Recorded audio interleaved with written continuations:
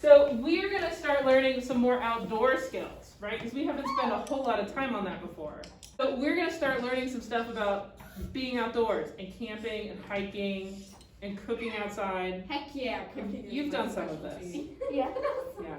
So I have a camper potential Yeah, and your Olivia's family likes to camper camp, Very cool. which is great. Yeah. I hate to camp. Um, I've never camped. So we're gonna learn these skills. So guys, this is Mr. Jonathan. He's gonna help us with this. He has an organization called Trailblazing Hope Outdoors. And so he loves to work with Five Rivers Metro Park. I was an intern last summer. You're not an intern anymore. No, I'm legit. I'm real deal. That's awesome. and he does lots of backpacking and camping and sleeping outside. So he's gonna help us. Thank you, first of all, for having me here. I know you guys are all schooled out and you're finding yourselves on a Wednesday night in a school. So I apologize for that, but we will be outdoors starting next week because that's where you're gonna learn the most about the outdoors. Now I just came from the outdoors. I was with a bunch of middle school and high school students at the Narrows, and we were learning about things like connectedness and mindfulness in nature. We also learned things about Leave No Trace, which we'll talk about a little bit tonight, and basic first aid awareness, and then basic land navigation. So I won't give you too much of the history of who I am. I'll just go and fast forward to the outdoors part. I've been backpacking for about 8 years now. I started on my first trip at Zaleski State Forest, that is in Ohio, and I did an overnight trip. I was miserable, I was hot, I was sweaty, my back hurt, and I loved every single bit of it. Enough to where I am now a professional outdoors person. We started, I'll do different trips. I've been to Dolly Sods, West Virginia. That's in the Monongahela National Forest. I've been to the Smoky Mountains, to Mount Sterling's Fire Tower. Red River Gorge down in Kentucky. Like I said, Zaleski State Forest. Where else have I been? Appalachian Trail, Shenandoah in Virginia. I've been to a lot of different places and I'm hoping to go to a lot more. So I have about 8 years of backpacking and outdoor experience that has created this passion to teach about it to your age individuals, middle school and high school students, because I think what is happening is you guys have these things called screens that you love to be behind, and sometimes you don't like to be behind them because they're for school.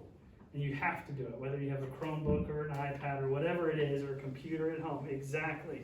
You have to be behind a screen. And so what's happening is you guys are spending more time behind a screen and less time outdoors. Now hopefully, what it sounds like is you guys are part of a Girl Scout troop that wants to embrace more of the outdoors, and that's awesome. That's exciting because we're seeing this return back to the outdoors, to nature.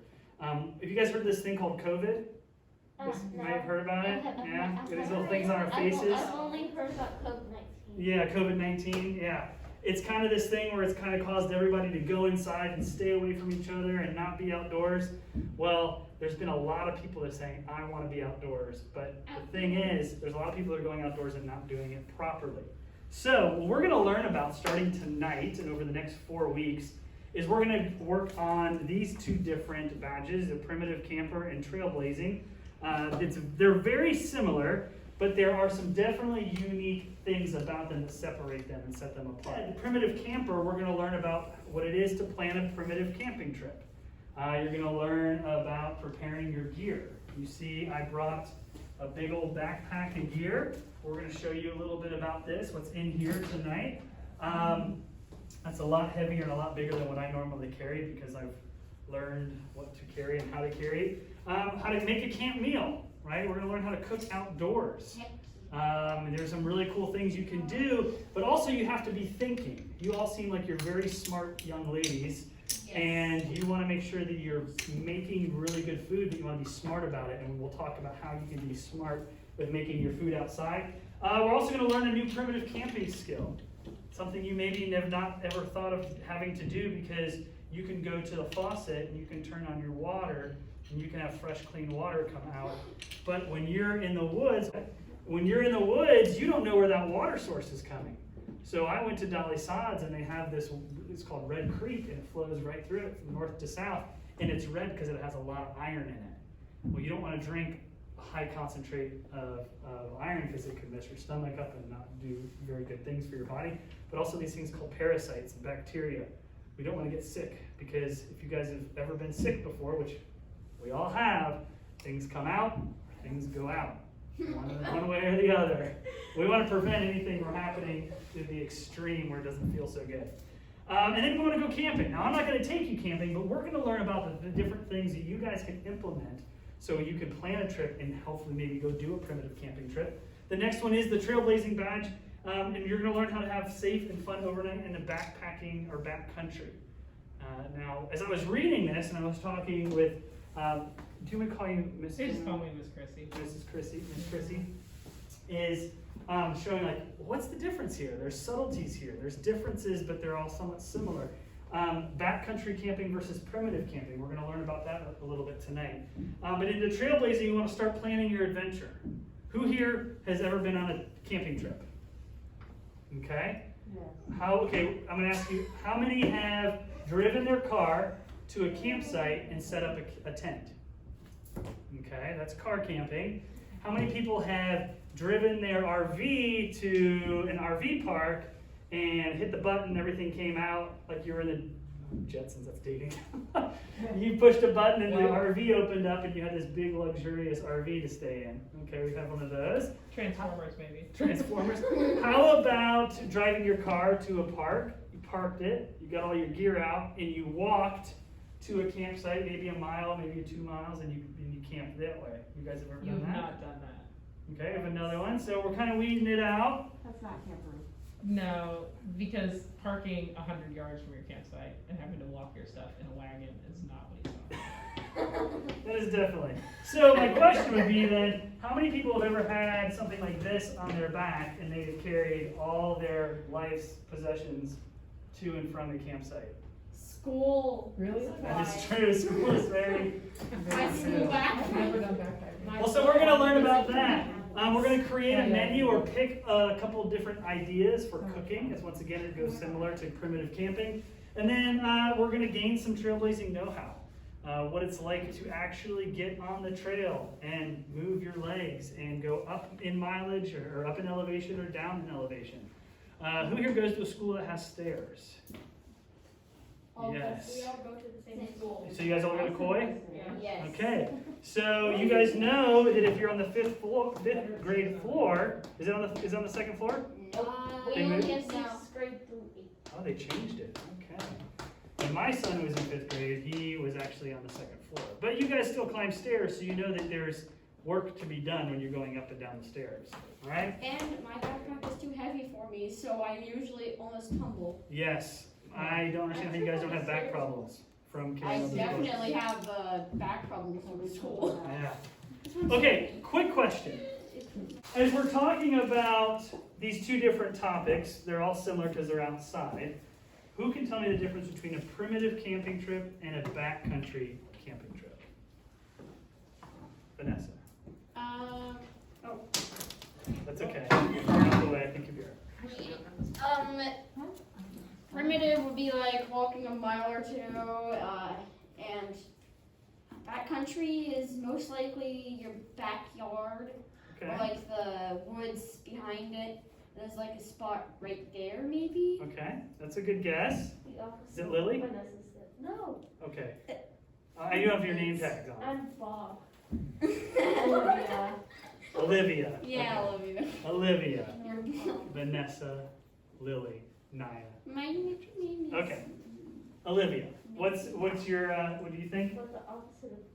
So just flip what she said. So primitive is in your backyard, and then backcountry is about a mile or 2. Primitive is not in the backyard. It's like you have to drive Okay. like somewhere. You can't like camp out on the road. Okay. Do you guys have it? Josie, what do you think? So maybe primitive is kind of like what Olivia said. You could drive out and then camp it and then camp. And then Trailblazer is like when you go somewhere and then go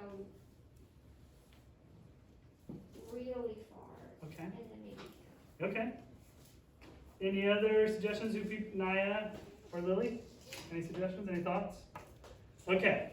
So think of it in the context of your car camping, which all of you guys have done, that would be considered either would not be considered primitive at all, because a lot of those have electrical hookups and water. Primitive would be, kind of think of cavemen, right? Cavemen just didn't have very much. They didn't have, they had to make tools. They didn't really have fire. They had to make fire. They had to do things that they didn't really have technology for. Both primitive and backcountry camping, you have to drive to, and you have to hike to. The only real difference between primitive camping and backcountry camping is primitive or dispersed camping is there's no designated campsites wherever you're going. So if you guys have ever been to a state forest or a national forest, maybe Yosemite or Yellowstone? Yellowstone is nice. Beautiful. But I've seen the pictures. Right. Well, they have camping that's pre-designated, and that will typically, you can do backcountry or front country, but then you can go to Red River Gorge and do primitive dispersed camping, where there's no designated campsites. And I'll show you the difference on maps, because I have these maps. Now, backcountry is the opposite of primitive, where it's still in the wilderness, but there's designated campsites. Why do you think there would be designated campsites in a state or national forest? Olivia?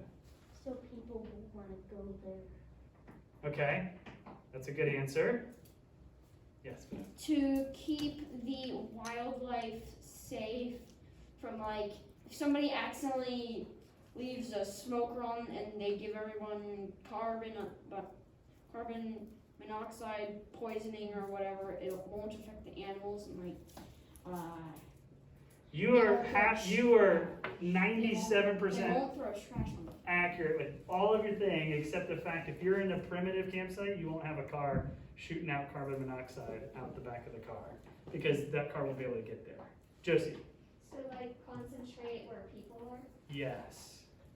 So the reason why there's backcountry campsites, so designated campsites, is because of conservation.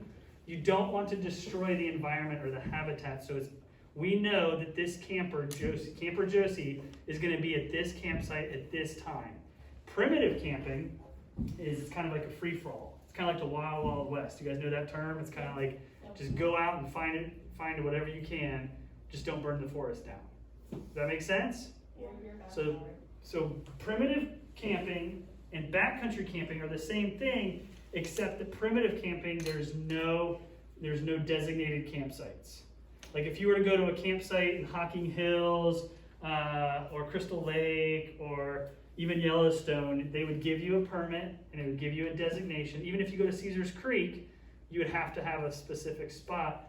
You drive your car there and you put your fire and you plug in your camper or whatever it is, and then you're there.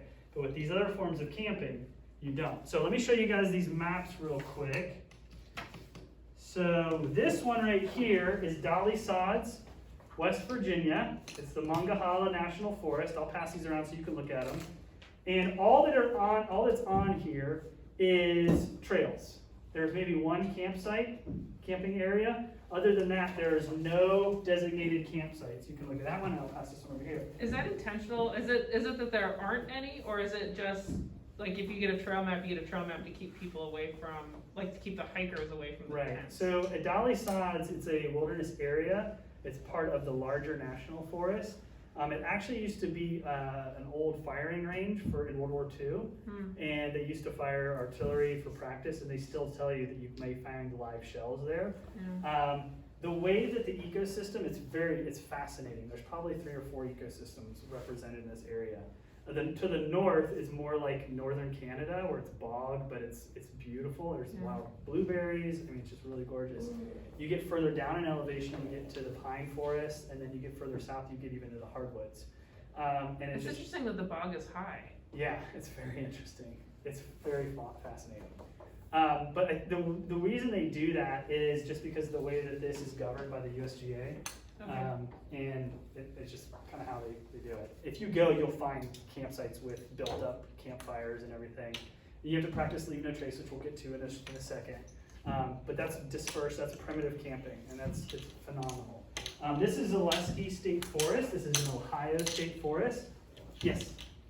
My dad been there. Your dad's been there? Yeah, he Awesome. sells stuff that I don't know what it's for. So on here, you can only camp at 3 different locations, and they're identified, the symbol with the tent, you can pass that around.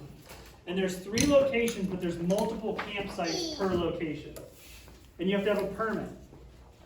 And what that lets you know, lets the rangers know that there's people there. It also knows if something were to happen to you, they would know where you were at, because you were gonna be in that location and you were gonna be there for a certain amount of time. That's one reason why they do that, okay? And this is another set of maps. I'll just pass one around. This is Red River Gorge down in Kentucky. This is part of the Daniel Boone National Forest. And this does not have designated camping. This is primitive and dispersed. But they're talking about creating designated backcountry sites because of a lot of the incidences they've been having down there with locals setting fires and all that unfortunate stuff. So do you see on that one, Vanessa, where there's no tent except for right here? That's a pre-designated campground, but that's it. So basically what that says is all of that area is free, is a free game, free area. You can go and camp there, okay? Now what I'm simultaneously doing is I'm showing you guys these maps for, first of all, to get an idea of the difference between backcountry camping and primitive camping, but also to get your wheels spinning to think, what would I want to do if we did a group camping trip? Would I want to go to a campsite that I know is designated? Or do I want to kind of be more adventurous? Not that I'm saying backcountry camping isn't as adventurous as primitive camping, but remember, primitive camping is like, think of the cavemen. They didn't have the tools, they didn't have the technology to make their life as easy as they would. It's kind of like you have to do it all from scratch. Backcountry camping is very similar to that. The most you'll ever get is a designated fire pit with like a fire ring that the forest rangers put there, and maybe a water pump. Like at Zaleski State Forest, they have water pumps that get water from a cistern down below, and they have latrines. Who knows what a latrine is? Oh. Toilet, outdoor toilet. I'm gonna get to going to the bathroom outdoors here. So there's the difference. You got primitive, which is dispersed, and then you have backcountry camping, which some people would say dispersed camping or primitive camping is in the backcountry, which is a true statement, but the true designation is backcountry camping has designated camping spots. Any questions about the maps or anything? Yes, Olivia. I've been there. Been where? Red River Gorge. I don't know, is that a question or? It's a comment. Oh, comment, okay. Just checking. Josie's been there too. Been to Red River Gorge? A lot of climbers go to Red River Gorge. It's very beautiful, I love it. Yeah, my husband used to climb, Yeah. so he's still got like his shoes, you know, like the hardware stuff. Yeah. But he's like, I don't know if that's safety. He's like, No, he's yeah, like 20 years old. that's something I would love to get into. But so the map that Josie has is this is kind of like this top secret that everyone knows map. So it gives you all the different camping, and there's actually still areas down there that people don't know about, that only the locals know about. So, looking at the different maps, what would you guys think would be ideal? I'll take that. What would be a camping trip that you guys think you would like to do? Would you like to go to a designated campsite, which you still have to hike to, or would you like to go to a more primitive area where you can kind of pick your own campsite? Josie. Would you like me to return that? Oh, I can grab it. Thank you. Yes. I went to West Lake. You can pull them, and that's it. What's that? You just go and you just drive. Oh yeah, well those aren't the ones we're talking about. These are the different, this is the ones where you're gonna have to hike in. Yes, Lily. I would pick the designated campsite. Why would you pick the designated campsite? And that's not a wrong answer, that's a preference, that's awesome. I mean, it's not that much work setting up the tent. Yeah. It was last year we got our own tent. We did it in the backyard. It was freezing. Yeah, Either way, it's kind of hard to do with a lot of people. yeah, definitely. Vanessa, how about you? I'd rather choose primitive because you have the fun of making the tent and like maybe building something like a small shed of sticks Okay. to like fillet fish or like maybe You're going hatchet stew. style. She's the one that will pick up a giant spider. I love it. Yes, I love spiders and snakes. Very nice. Vanessa's gonna feel Okay, well, great. That's great to hear. Josie, do you have a preference? I'd probably do the one where you drive up because I actually like exploring a bit more than like the actual like set up a tent and cooking kind of Okay. thing. So I'd like to just kind of explore the forest Okay. some. All right, cool. Naya, how are you? I don't know. You don't know what you'd like to do? Okay. Well, the two different ones I'm talking about, you'll park your car and you'll hike to regardless. So unfortunately, there is no valet service that's going to take you to your campsite in any of these situations, but that's okay. Everyone has their own preferences. For me to have my wife go camping overnight outside of the car, that's a win in my book. Because she loves the outdoors, but she doesn't love it the way I love it, and that's okay.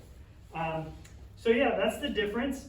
Dispersed camping, like I said, is you're in a wilderness area and you walk out into the wilderness and you set up almost wherever you want.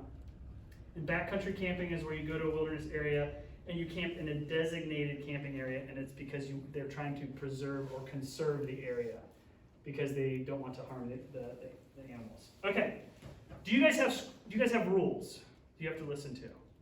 No. You don't have any rules? Yeah. You're wearing a mask, so you're following one rule. That's one rule I have to follow. You guys all have rules, right? I was gonna ask, is there like a key on here somewhere? Ooh, someone knows about map reading already. Not on this map, on a follow-up map to it. So are you wanting to know about a specific?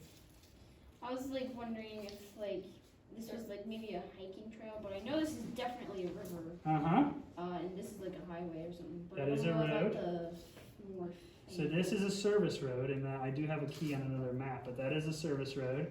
This is a main road, a highway. What about These are trails. These are spur trails that come off of this little walkway. And then these are little spur trails as well, these little thin black lines. But these are designated, these yellow, that's a specific named trail. But anything that doesn't have like a name on it, it's just a spur trail that people have discovered and they've put into practice. And to look at it properly, we do it this way, because this is going to be north, because our arrow. So you look at your map that way. And we're not going to get into map reading, because that's a pretty extensive thing, or can be. Orienteering. I've been recently educated in orienteering, and I think I love it, and I want to do it. But it's always important to know where you're at or on your map. Okay, so rules. Okay, we all have rules, whether we like them or not. They tell us how to behave. They tell us how to stay safe. They tell us how to keep others safe. They tell us how to treat things or treat others. Well, being in the outdoors, there's no difference. There's rules or guidelines or principles. They like to lighten it up and call them principles by which we should abide by. So what I'm giving to you is your first piece of swag that you guys get to keep. You can put them on your backpack. You can put them on a keychain. You can put them on your lanyards. But these are the Leave No Trace principles. There are 7 of them, and they teach us or tell us how to behave or how to interact with nature and others. Okay? And so I'm just going to briefly go over them because I could turn this into the whole next hour, which we only have 40-something minutes left. But these rules are going to set the foundation for how you ladies interact with nature when you're out there. Who's excited? Let me ask you this question. Who's excited about getting outdoors more? You don't have to lie. It's okay. I had a couple individuals in our program who were very adamant about not being outdoors, and that's okay. But I'm glad that I'm seeing you guys are excited to get outdoors. It's important that we get outdoors for the very reason I started with, is that we have screens in front of us all the time. We can't get away from them. But there is a way we can, and that's nature. And so we want to respect nature. We want to treat nature kindly because it gives us our air that we breathe. It gives us beauty to look at. It gives us the mystery of the different animals and kind of how they live. I live in Beaver Creek. I live close to the Narrows, and we get to see wildlife all the time. I have woodpeckers, I have fox, I have hawk, I have deer, I have voles, unfortunately, snakes. We have a lot of different wildlife in our backyard, and we get to look at. We see cardinals all the time. Yes. I have a comment. We have a neighborhood hawk. A neighborhood hawk. Very cool. Have you named it? No, you should name it Bill. That'd be cool. Bill the hawk. Bill Nye. No, Harry? Tiffany? Okay. Science But that's pretty cool. You have you recognize that there is an animal that has picked your neighborhood as its home, and that's they're territorial, which is really cool. So you know that that's their territory. They're kind of protecting you from all the small critters that might crawl into your mouth at night. Yeah. Just joking. Vanessa. I was gonna say that there are a lot of coyotes in my backyard, snakes, crayfish, actually. Oh, in the creeks, yeah. Yeah, we live right next to a lake, so Very cool. if we go camping, we have to be careful where we set up our tents. Yeah. And I just read today that you guys know the cicada brood that's going to be popping this May. Yes. So they say that copperheads love cicadas, and they will actually. Copperheads are a snake, a poisonous snake, and they will slither up a tree to get the cicadas, and they love it. So you need to be careful this summer, this spring and summer, when the cicada brood comes out of the ground. So disgusting, but it's cool. It's really cool. Yes, copperheads are very And bad. be careful because of what is potentially preying on them. So, all right, back to this real quick. We'll get through this. So take out your trusty, handy dandy, bless you, your trusty, handy dandy, leave no trace placards, and we'll go over these real quick. Number 1, which we're learning about tonight, is planning ahead and preparing. We're talking about planning a trip, planning a primitive backpacking trip or a backcountry trip. And so we want to plan ahead and prepare. The reason why we want to plan ahead and prepare, because there's a lot of different things. You need to know the weather. You need to know the rules and regulations, whether you're allowed to have a fire, whether you need to bring some type of water purification, because you might not have clean running water. So you want to be able to plan ahead and prepare. The second one is travel and camp on durable surfaces. Why do you think that's important? Because in lots of places they might go and they might have sinkholes or something. Yeah, that's one thing. Safe to sleep. Think about more of the rules, right? They're guidelines for you. Think about the habitat that you may be finding yourself in. So why do you think camping and traveling on durable surfaces is important? You don't sleep on a snake's nest. You don't sleep on snakes' nests. Well, So you don't step on or sleep on an anthill, especially the fire ant. Yes, yeah, you don't want to sleep on a fire anthill. It's more about protecting nature than it is about squashing an anthill, but that's a good thought. You want to camp on durable surface because you don't want to, first of all, you want to be comfortable as you're sleeping. You don't want to be sleeping on a bunch of dirt mounds or ant hills because that'd be uncomfortable for you. You also don't want to disturb the plant life, the local flora and fauna. You don't want to disturb that because it all works together to create that environment, to create that ecosystem. Traveling on durable surface is important because you want to minimize your impact while you're on the trail. You don't want a big highway-sized trail because you're starting to create more of a footprint where it shouldn't be, because we are the guest, we are the visitor in nature, not the other way around. Okay, and I think a lot of us as Americans, we view nature as ours for the taking versus ours to respect and love. All right. Number 3, this is the fun one. Dispose of your waste properly. What kinds of waste are there? Josie. Trash. Trash. That's one form of waste. Go ahead, if you know another one, shout it out. Human waste. Ooh, that's what I want to talk about right now. Yes, you have to dig a cat hole. Yes. Digging I a had to cat do that once hole. when we went fishing. It's important that we don't take our waste and put it where it doesn't belong. So another word or phrase for disposing of your waste properly is pack it in, pack it out. There are some places that you visit that you actually have to pack out your waste, your poop, and well, not so much your pee. But to talk about it, because I'm a 12-year-old boy inside, is I want to talk about disposing of our waste properly. Who knows what this is, the official term for this? Lily? Nope. It looks like one. Spade. It looks like one, but no. A trowel? You are correct. It is a trowel. So this does not ever touch poop. That's disgusting. It is to touch dirt. It is to dig a hole or a cat hole. You want to do it 6 to 8 inches deep. The reason why you want to do it that deep is because you want to dig it deep enough where you can then bury it with the dirt you dug up and maybe put some leaves and rocks on it so an animal will not come disturb it. You don't want an animal eating your waste because what's coming out of you is not from nature. Your Taco Bell, they don't have Taco Bell trees. They don't have Wendy's trees or Chick-fil-A trees or whatever other kind of food you eat. That doesn't come from nature. It's all man-made. It's all processed. Yes, Lily? I just had Chick-fil-A for that. Yeah, there you go. That'll make you think about it next time. Vanessa? What if you actually ate the wildlife, plants, and animals? If you eat the wildlife, plants, and animals, it's going to take about 24 to 48 hours to get through your system. But even then, you still don't want to introduce that into the wild because you are human and you don't live there. You are not from nature. Also, Well, technically technically we we are, are but- ancestors. Well, most of you want to do car camping, so. But Just anyways, about the disposing waste. Just Yes. mark your territory, people. Okay, so that is how you want to dispose of number 2. Number 1, let's talk about number 1.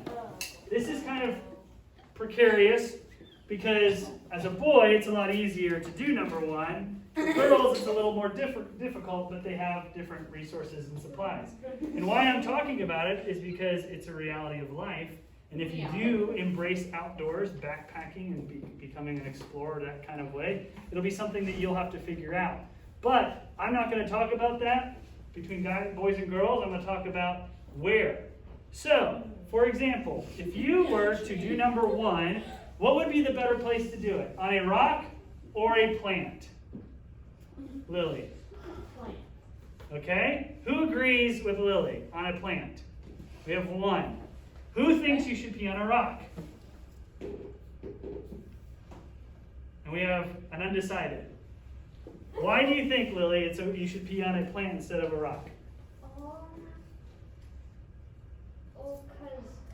Because number 1 is the liquid. That is true. Think about the other animals in nature. What do deer like to eat? Rocks or plants? Plants. Right. So, I'm not going to get to the science of our body. You'll get to that when you get older. You probably have already learned. You Mine has have, strong acid. you have minerals that you release when you go number 1. And that, if you pee on a plant, you're going to attract animals that may not normally eat that plant. And so what happens is if you cause an animal to eat a plant that they don't normally eat, 1, you're going to destroy that plant. 2, you might get that animal sick and hurt them. So peeing on a rock is actually your number 1 choice if you had, but I wouldn't go looking for rocks. I gotta pee. Oh, there's not a rock. Try to find a place that is free of plants, maybe dirt, The ground. hide behind a tree, I don't know. Yes, on the ground, On that's the typically tree. where rocks and plants are. But- So, Mark your territory. the fun part, talking about that part of our waste, is number 1, how you do that, and number 2, with the cat hole. Also, there's these things called biodegradable wipes. Depending on who you talk to, they may or may not want you to, or may not agree with you about them. I will typically use them in the woods and put them in the cat hole with my number 2, but some places require you to pack it out. That means you will have a Ziploc bag and you'll be taking yucky, dirty toilet paper with you, reminding you of what you did, making you feel horrible. Yeah, but every mom who's had like an infant has come up with accommodations for Yes. packing out gross Yeah. things. So that is true, but you'll have to figure that out, and you have to, leave no trace principle number 1, plan ahead and prepare and find out if they require you to do that. Okay, number 4, leave what you find. This is anything from artifacts, historical artifacts. If you go to a place where a Native American, can't think of the word, artifacts have been found. If you find it, you want to leave it there. If you find rocks from that, you see this really pretty rock and you want to take it home with you, if every one of us were to do that, and then everyone else outside, and then everyone else out, continue to do that, there'd be no rocks. That goes the same thing with sand. I know when we go to the beach, if we go out of town to go to Florida or California or wherever we go and want to take the sand and remember it, first of all, that sand's probably not really from there. It was trucked in. Sorry to ruin your dreams. Or if everyone were to do that, our beaches would disappear because we're removing all the sand. So even if it's just, you think it's just me, I'm just one person. Well, if everyone thought that, then we'd have no rocks, we'd have no leaves, we'd have no sand, anything like that. Another thing is, you guys heard of the word cairn? C-A-I-R-N, C-A-I-R-N, a cairn? Have you guys ever seen the rocks stacked on top of each other? Actually, yes. Yes. I So, think in Skyrim. those are good in certain implementations. Does anyone know where? Josie? No, this is kind of a comment. Okay. Once when we were hiking, we found hundreds of those, Mhm. like by a river. Yeah, it's Glen Helen. Yeah, there was a lot. So in that context, those are probably not good. Yeah, those were not good ones. Because those are, anywhere you do that near water, typically you're removing them from the water, and if they're smooth, it's because the water has eroded them and made them that way. And typically those are the roofs of some animals' houses.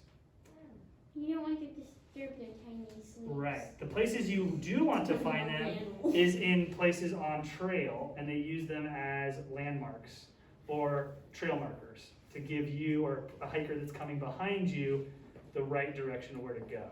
Yes, Olivia. We went camping somewhere and they had like big buckets of rocks from somewhere, and there's like a ledge you put every member of your family put those like on a ledge. Yeah. I mean, it's kind of fun. I don't know if some of you guys have gone hiking, you've seen the painted rocks with a word on it or flower on it. Those actually, as sad as it sounds, are not good for the environment because we're introducing a foreign object into a natural area. And as great as it is, and we're putting positivity in the world, we're inadvertently or unintentionally doing something that's harmful. So, I'm not telling you you're a bad person if you do that.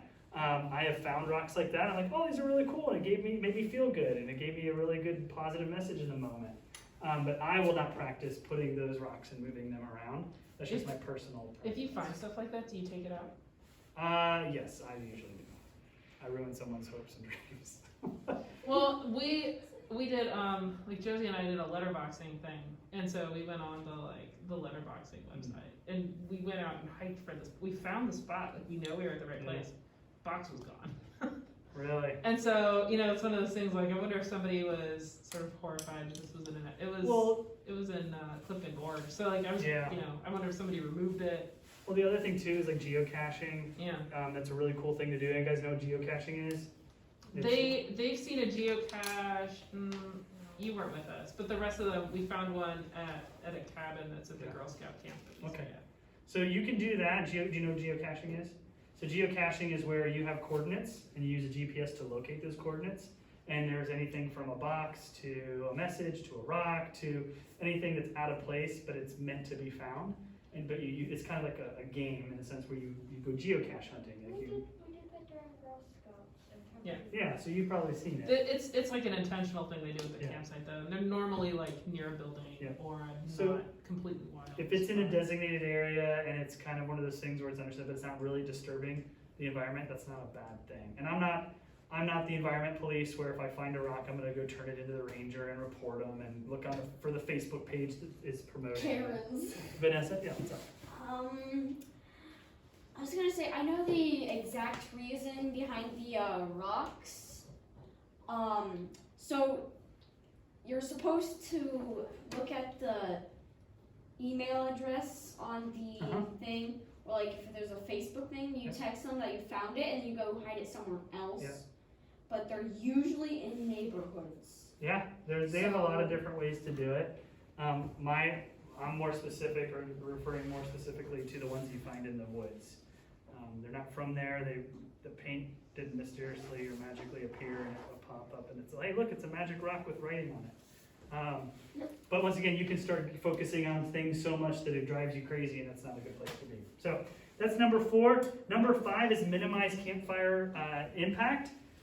This is something that I did tonight. I made sure before we left the campfire that it was completely out. So we brought 2 big 2-gallon buckets, 2.5-gallon buckets, and we doused the flame or the fire with water. So we made sure that it was out because we don't want to cause damage to the area. So minimizing campfire impacts specifically with primitive camping or backcountry camping is if you go to a primitive campsite, you want to find potentially where someone was already there and they made a fire ring.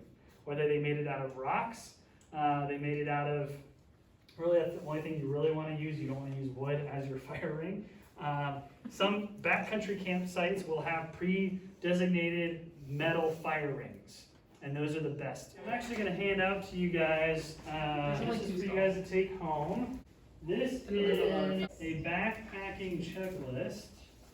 And just because there's a check there doesn't mean you have to take every single thing. This is a choice up for you. The great thing about backpacking is you can customize it whatever and however you want. Yay! What's the longest backpacking trip you've gone on? 6 spray. days, What's so not bear very long spray? compared to. Bear Do you want to know length of time, or do you want to know distance? So it's just like time. But Yeah, about except 6 for days. bears. Now the distance Does was it about 50 smell miles. less? My aunt's friends 5 days. will like Yeah, no, I want to hike the Appalachian Trail, which is 6 months The minimum. whole in one slog, or Yeah, I'm trying to convince my wife that. There it is. All right, well, guys, I'm going to muscle through this last little bit. So if you want to put that checklist down, we'll get to it here shortly. I want to finish up the leave no trace principles. What is bear spray? I will explain that. So if you guys put those down, I will go over them with any questions you have. Lily? Real quick. I'm going to get through this for you guys. Leave no trace number 6 is respect wildlife. That sounds exactly how it sounds. We want to respect nature. We want to look at it, observe it from a distance. We don't want to go try and pet a wolf or a bear. We don't want to throw rocks at hawks or any type of birds or any type of animal life. We want to respect it. If we have a dog, what's that?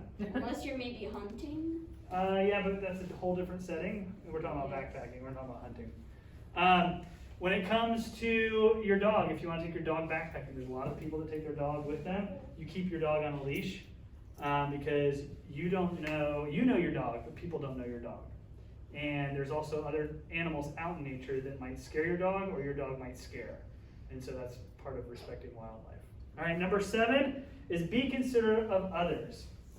You would think this is common sense, but I've been camping plenty of times or backpacking plenty of times where there are people out there and they think the world is theirs to be a king or queen of the world, and so they treat others that way. So they're not very quiet at night. They don't take care of their campfires, so you come into the campsite or camping spot the next day and it's completely ravaged. It's not very good.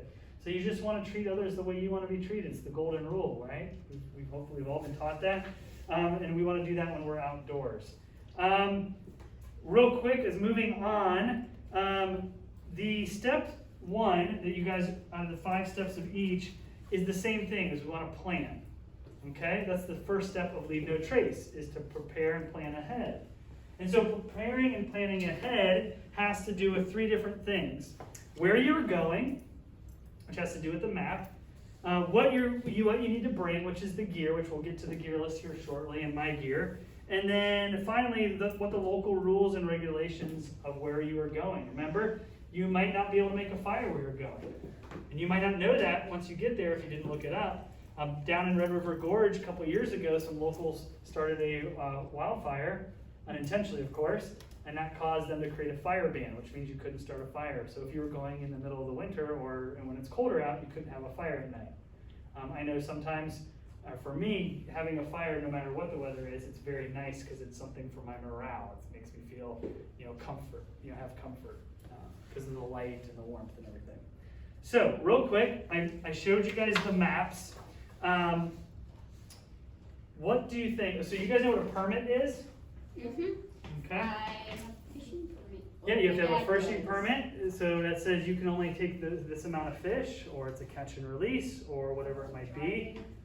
A driving permit, yep, it allows you to drive. So depending on where you go is gonna require you to have a certain kind of permit. So when I go down to Red River Gorge, which is the green maps here, I just have to get a permit that tells them I'm gonna be there for 3 days.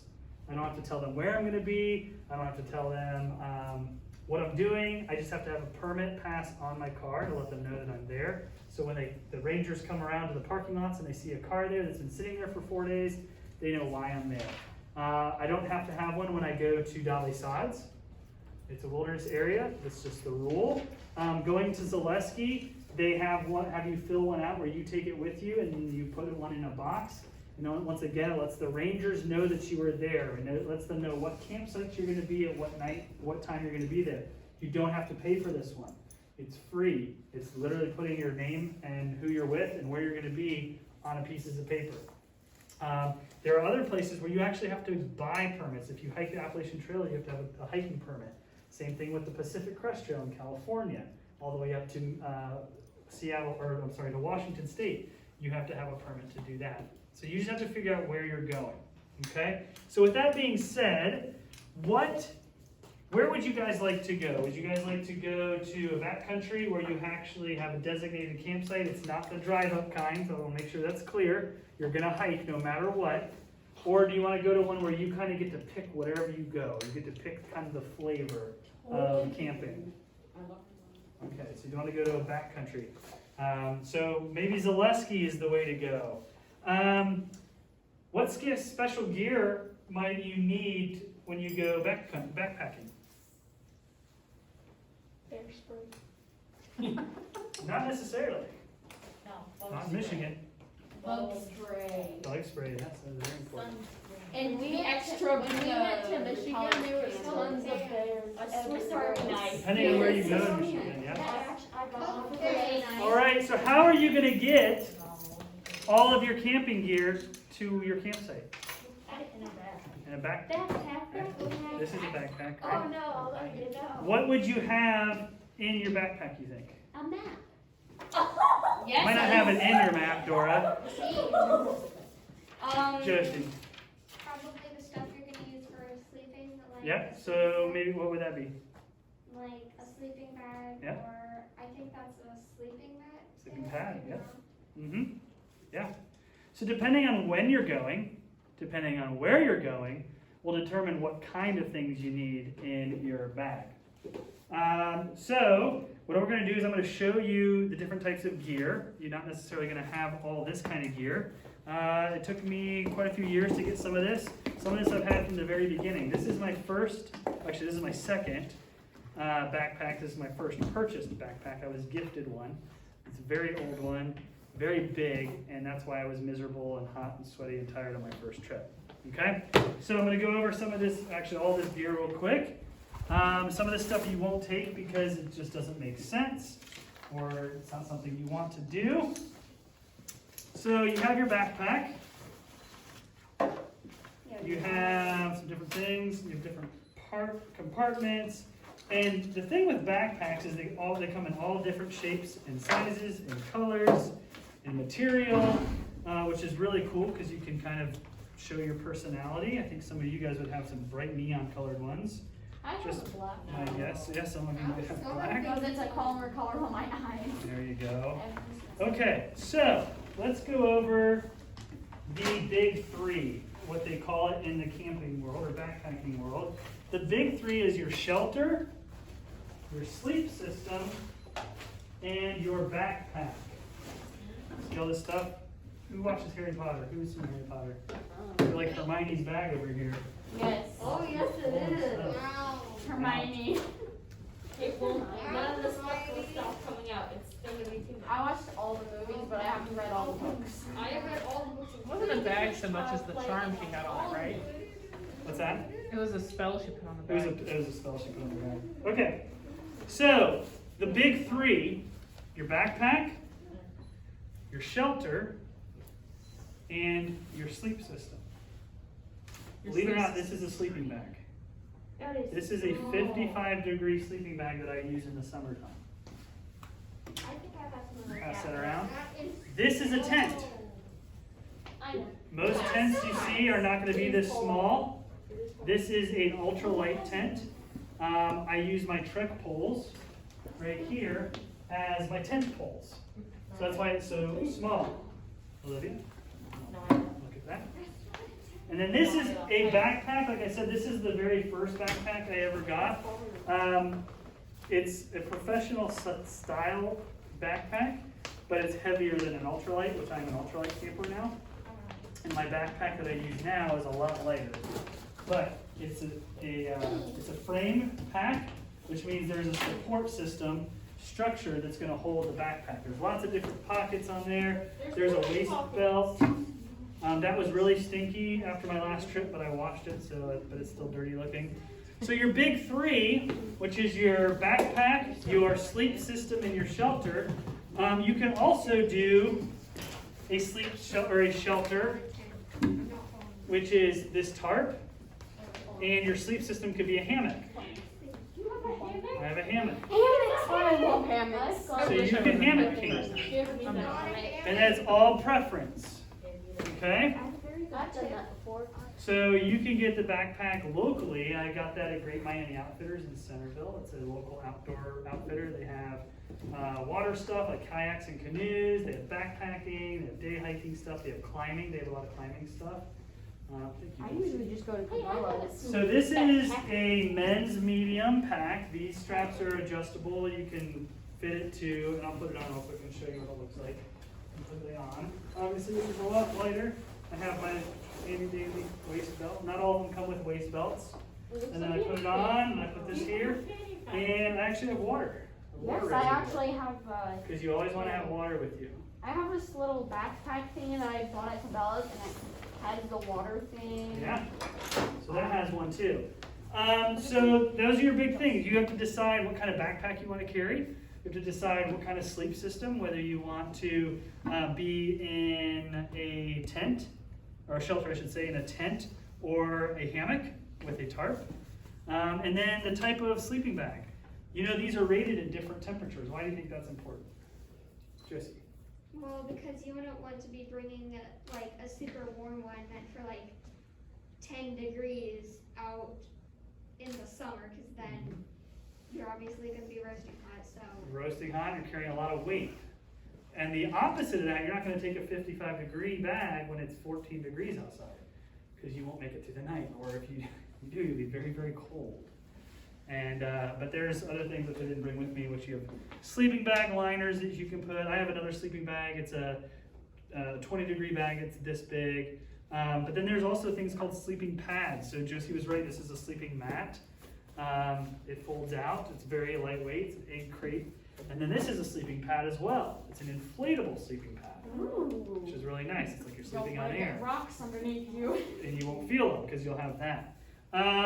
Then you're going to have your food, and we'll talk more about food. I have a lot of freeze-dried camp food in here that you'll heat. You boil water in your stove, your camp stove. We'll talk about this, and we'll actually use this when we do our camp meals in 2 weeks. But this is the bag. This is a bag. This is an example of a bag that I would carry food in. And this would be an example of where I would put my extra clothes in. Because I do want to change because I don't want to be super stinky on the trail. It's inevitable I'm going to be stinky, but I don't want to be super stinky.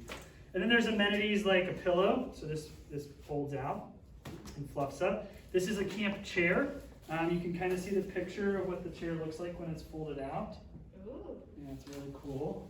That's not a chair. It's a chair, I promise. Ooh. We don't have time tonight, but I will show it to you guys before we're done. But it's called a Chair Zero. It's only a pound. And then I have water purification. I have this thing, which is called a Sawyer Squeeze. It's a squeeze filter where I have a pump, a water pump. And this is really cool. We'll show you guys how to use this as well. I know you guys are really want to ask questions, but I want to get through this real quick. This is my my condiment. I have my coffee and electrolyte drink. I have a fork and a spoon. I also have, this is my fire starting kit. So I have my fire starter, my ferro rod. I wondered where this was at. I have my ferro rod. I'm not going to do this in here because I'm not going to start a fire. I mean, you've probably blown things up in here, haven't you? Yep. I mean, you probably be okay with this. Heck yeah. The magnesium. Yes. I've got magnesium tape over there in that box. That's what I was doing. So I actually need to get a new ferro rod because this one's all ate up. But then also I'll do fire starters, I'll have a lighter in there. And then once again, I already showed you my toiletry bag. I take my toothpaste and toothbrush because I want to brush my teeth and not be sticky breath. The trowel. Most important part though. Most important part. First aid and canteen. First aid kit. Canteen. No, this is a CPR mask. Yeah, and I don't take this with me. I don't take this with me because it's just extra weight that I don't need. And if I do CPR in the moment, it's going to be emergency and the adrenaline's going to be pumping and I'm not going to try to get one of those out. Yeah, my mom. But this is important. This is actually bigger than I would like to carry on the trail, but this would be enough.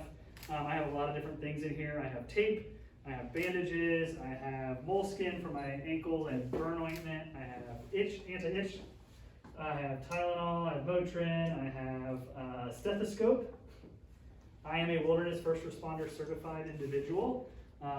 It allows me to do emergency first aid out in the woods to get someone to keep them alive. And I went through extensive training to do that. Another important part is your headlamp. You want to be able to see at night. And so this has some really cool different settings on it. Red. There should be a way to change it. Anyway, there's different colors in there. But the cool thing about this is you can customize it. You can make it, you can do however much you want, as little as you want. These are my camp shoes. Water shoes, but I use them as camp shoes. And I have my trek poles. I will take these when I'm going up and down the mountain because it helps my knees, helps my legs. Also, I use it for my tent. And I think that might be it. Oh, and I have a saw. Heck yeah. There's a saw in here. There's a blade. I'm not going to open it up. But yeah, so this is some of the different types of gear. You may have recognized some of it on your checklist. So what I want you guys to do over the week, when we see you guys next week, is I want you guys to choose the different gear on here, on your list. I think I have an extra real quick. So the backpacking gear, you see a backpacking tent, sleeping bag, sleeping pad. The optional is trek poles, packable lantern, tent footprint pillow, and bear spray. Bear spray you're not really going to need unless you go to a place that has lots of bears. If you call ahead or you look up on the website where it is, then you're going to know if there's going to be bears or not. What is bear spray? What's that? What is bear spray? Bear spray is a Bear highly spray. concentrated chemical that once you shoot it into that bear's face, you're just going to make it really upset, and it's not going to be able to see if you hit it right, and it's going to run away scared. But it's typically, like I said, if you go to a place where there's a lot of known bear activity. Will it like eventually go away so it's not blind for the person? Yeah, but it's going to know that you are a threat that they don't want to mess with because you caused pain on it. So it's going to go away from you. Plus, if you see a bear, I wouldn't be staying there anyway. I'd be getting out of there. It's just kind of a way to get something in between you and the bear for enough time for you to get out of there. Josie. Have you ever actually had to use a bear spray like in the way I did not, but I will tell the story next week of my encounter with the 2 black bears There's two. in the wilderness. So it wasn't like they were in the zoo. Yes, Olivia. When we were in Gatlinburg, there was bears Uh-huh. and its cubs in the tree, Yep. and it would not move out of the road. So we were sitting on the edge of a cliff for like an hour or two, waiting for these bears to move. Mm-hmm. And these park rangers were yelling at people to stay inside their cars and Yeah. not take pictures. Yep. Yep. All right, so you guys have a backpacking checklist. This is for you to choose the kind of gear. You don't have to take everything. If you were to take everything, you'd be taking a lot bigger bag than this. You could write in whether you want to do a hammock. And you have to have hammock straps with this.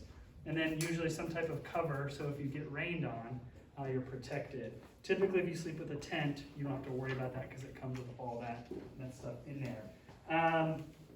Navigation, map and a compass. We're not going to really go over that, but it's important that you have a map with you because as great as technology is, batteries die, especially in the cold. And so you want to make sure that you have a paper map like these to help you navigate in the event that your computer, your phone dies. I think what else? Food we'll talk about week 3, so 2 weeks from now we'll talk about food. Next week we're going to go over setting up a tent, setting up a hammock. We are going to hike. We are gonna do the narrows, correct? Sure. Okay. So we'll have to watch the sunset and figure out, we'll probably get a lot of that at the beginning, but then do some night hiking. So if you guys have a flashlight or a headlamp, bring that with you, and we will do some night hiking, but we're gonna go over how to set up a tent. There's different types of tents. There's freestanding tents, which means you don't need anything to hold them up. And then there's ones that you need truck poles or stuff like that to make them stand. And we'll show you guys how to set those up. Yeah, so just kind of be thinking about planning. Like there's a backpacking trip you want to do. You're going to want to figure out how to get a backpack. Whether you borrow one, or you go buy one, or you go rent one, or whatever it is. What kind of sleeping? Do you want to sleep on the ground? Do you want to sleep in the air in a hammock? What kind of temperature rated bag? We're getting into spring, the temperatures are beautiful. Maybe think about that, maybe do some research about temperature ratings. What kind of clothing you're gonna wear. You're gonna wear more wicking stuff that's gonna take away the moisture away from your skin and it's gonna dry it so you can use the clothing consistently. And I think that's kind of about it. So any final questions? Olivia. What about my pocket knife? You forgot about it. Did I forget about it? I did forget about it because I feel like it's a part of me and I always have it on me. And I usually use it as a tool. I don't never use it as a weapon. If I needed to use it as a weapon, then everything has gone wrong. So if anything, I use it as a tool to cut rope, to cut some, sticks, maybe cutting my meal and I'll eat it, whether it's what kind of food it is. This is a utility for me. It's not a weapon. I don't view it as a weapon. Like I said, if that were the case, bad things have happened. Yes, Justin. So, like, I have a pocket knife, and I think it's also called a multi-purpose tool because it also has other stuff with it, Yep. like what you'd use to like scale fish. Yeah, so you And probably have a like Gerber or a smaller Leatherman. Does yours have something like No, this is, I'm just gonna take this out. So, this is just a straight knife. It is spring loaded. So, just push my thumb and it springs out like that. There's so many different types of knives. That's a good thing to have though, as a multi-tool because it gives you those different options. Swiss Army knives, you guys have heard of a Swiss Army knife? I As the toothpick? we have so many at the house. Always have one with a toothpick. They're almost always either red or black. Yes. But a knife is not a necessity. It's a nice thing to have. I've often, when I have not had it, I've regretted it. And then last two questions and we're going to be done. Olivia. The brand doesn't matter about that. Nope, the brand does not matter. Obviously, you're going to want to get a decent, well-known brand that's not going to break on you. A lot of this stuff you might see where it was made, and it was made in China. But that's just kind of the nature of the world we live in. But just because something was made in China doesn't mean it was cheap. But like it's an American company. As you see, I have the pillow and this. Osprey is out of the Pacific Northwest. Marmot is out from out west. Kelty is from out west. Helinox is from out west. Nemo, I think, is from Midwest. I have a Nemo. So that's the thing. If you guys look at my water bottle, I have Nemo. I have Eno. I have Leave No Trace. I have Wilderness First Responder. This is kind of my trophy. I carry around and put stickers. I have Trailblazing. Oh, that reminds me. Trailblazing Hope. They're on the desk, yeah. Because you guys are awesome. I don't know if you guys like stickers. This is Stickers. Trailblazing Hope Outdoors. This is my organization. And you ladies have been fantastic tonight. I'm excited for the next 3 weeks. I wouldn't say this is the boring stuff, kind of the planning. I'm a planner. I like to do this kind of stuff. I like to research. So I really like this. I like kind of putting things together and customizing it. Depending on when I go, where I go, my backpack looks different every single time. The food looks different. The weight is different. Even what I wear is different. So it's all about you finding out what works for you and being comfortable and excited and confident. That's what it's all about. It's competence, so understanding it and grasping it, and then confidence and feeling that you are able to do it. And that's all I have. So thank you guys for tonight. I look forward to the next 3 weeks as we explore the outdoors. So next week we will be at the Narrows as we talk about your gear and learning about a little bit more about the setting up tents, and then we're gonna hike. And then, like I said, bring flashlights. I think it was Chris who will remind you and your parents. And then next week, the following week, the time change will be, so we'll have a lot brighter. So it won't get dark until almost 8 o'clock because of daylight Would you savings. consider